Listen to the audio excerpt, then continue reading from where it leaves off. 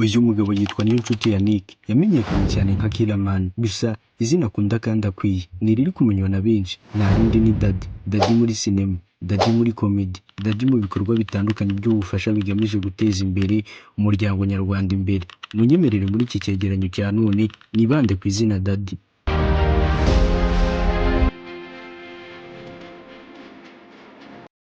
Ubundi izina Daddy ni izina riri mu rurimi rw'icyongereza, naho warishyira mu kinyarwanda bikavuga papa. Muri aka kanya ntabwo tugiye kuvuga ku mateka y'ubuzima Daddy yanyuzemo, kuko byonyine inkuru ye y'ubuzima abenshi murayizi, kandi abamukurikira kuri Instagram murabizi ntahwema umunsi ku wundi kubereka inkuru y'ubuzima we n'umugore we Shemusa. Gusa aha abikora akoresheje amafoto ye ya kera, byonyine ubwayo nk'uko muri kuyabona afite byinshi asobanuye ku buzima bwa Daddy wacu.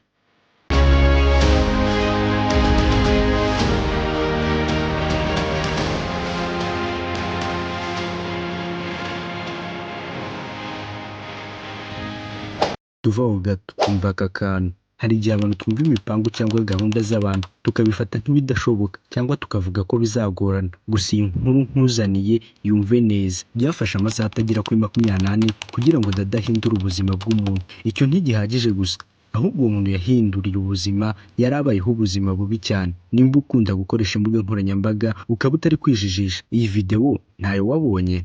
Niyo mpamvu ubonye ndi kurira kuri kamera, kandi kuri njye ntabwo bisanzwe.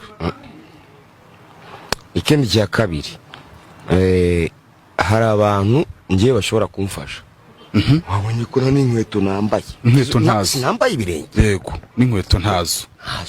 Kandi uri umustar, ipantaro yaracitse, nabyo tubyongereho. Singiye. Ni ipantaro ufite yonyine? Iyi ngiyi yonyine, niyo yonyine. Ni ipantaro ugira yonyine? Birakonyine.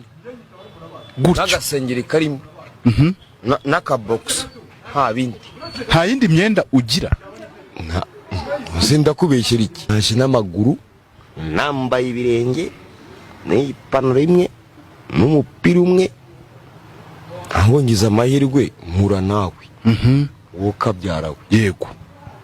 Umfashe, ungeze ku bantu banyumva nabo bamfashe. Abanyarwanda baguhamagara haba? Ntayo mfite. Ha telefone. Ese waba ufite telefone ukabura inkweto cyangwa ipantaro? Iyo video nkweretse nimba warayibonye cyangwa utarayibonye, ibyo reka tubyirengagize. Gusa icyo nzi nuko kuri ubu bashije kuyibona. Iyo video rero yo yafashije Daddy kugira ngo ahindure ubuzima bwa Nyagahene, bitarenze amasaha make cyane yarabashije kugera kuri Nyagahene. Ubwo sasa rero dutangiye inkuru mpamo yacu ya none uko yagenze. Naho ngiye muri kumva ni Habimana Jean de Dieu. Iyi ni Deep Media TV. Muze mbasangize inkuru y'umusangira ngendo wazimaniye benshi, maze abonye intama yazimiye azibukira kwizahura no kwizanzamura. Uko niko Nyagahene yahinduriwe ubuzima na Daddy, maze yibona mu ndorerwamo, akamwenyu k'ibyishimo kagaruka mu maso ye.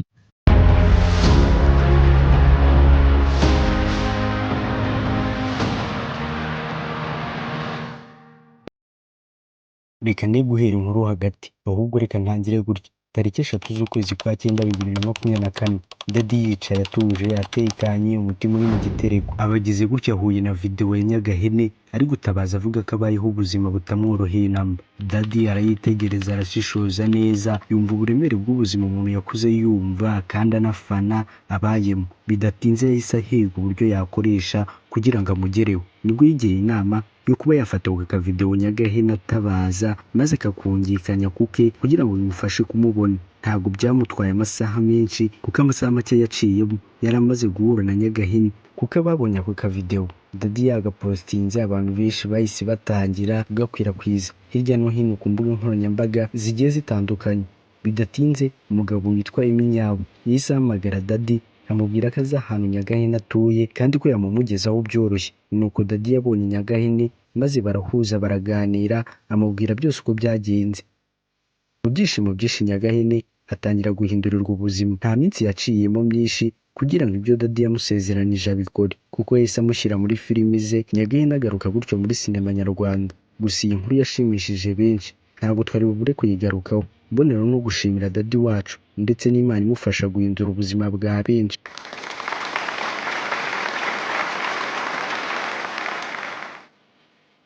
gusa Nyagahene yakoze hasi amwibutsa ibuye kuko hari n'abandi yakundaga bakinanye na Nyagahene. Dady nawe yahise yifuza ko nawe yababona bagakinana nka Nzovu ndetse na nyina wa Mbogo.